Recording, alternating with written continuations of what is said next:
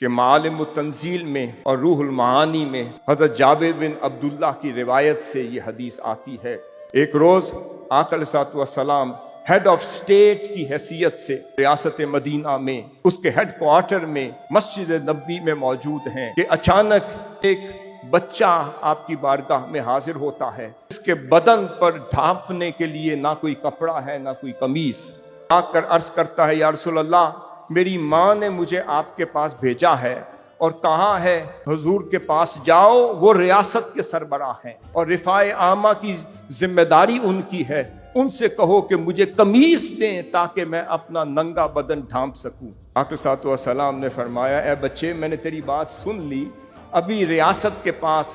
یا بیت المال میں کوئی ایسی قمیص یا کپڑا نہیں کہ جو تجھے دے سکوں، تو واپس جا، اپنی ماں سے کہا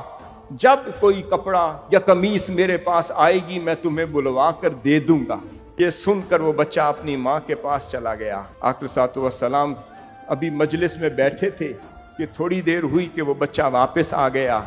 آ کر کہتا ہے یا رسول اللہ، میری ماں نے مجھے دوبارہ بھیجا اور کہا ہے کہ رسول اللہ صلی اللہ علیہ وسلم سے کہو کہ اگر ریاست کے پاس کوئی قمیص نہیں تو آپ کے بدن پر تو قمیص ہے، مجھے یہی قمیص عطا کر دیں، آپ ہی تو ہماری رفاع عامہ کے ذمہ دار ہیں۔ یہ سن کر آقا صلی اللہ علیہ وسلم اپنے کاشانہ اقدس میں تشریف لے گئے۔ خدا کی عزت کی قسم، آپ نے اپنے بدن پر پہنی ہوئی قمیص اتار دی اور اتار کر اس کو بلوا کر کہا اے بچے، تیرا حق ہے، میں نے اپنی قمیص تجھے عطا کر دی، جا اپنی ماں کو بتا دے۔ بچہ گیا، خوشی خوشی قمیص لے کر اپنی ماں کی طرف چلا گیا۔ صحابہ کا نام بیان کرتے ہیں کہ حضرت بلال حبشی نے آذان دی اور پہلی دفعہ آقا صلی اللہ علیہ وسلم جماعت کے لیے باہر نہ تشریف لا سکے، پھر دوسری جماعت کا وقت ہوا، پھر تشریف نہ لا سکے، تو صحابہ کرام متعجب ہوئے، آپ کی بارگاہ میں آئے، کہا یا رسول اللہ خیریت ہے؟ آپ نے فرمایا بات یہ ہے میں سربراہ ریاست تھا،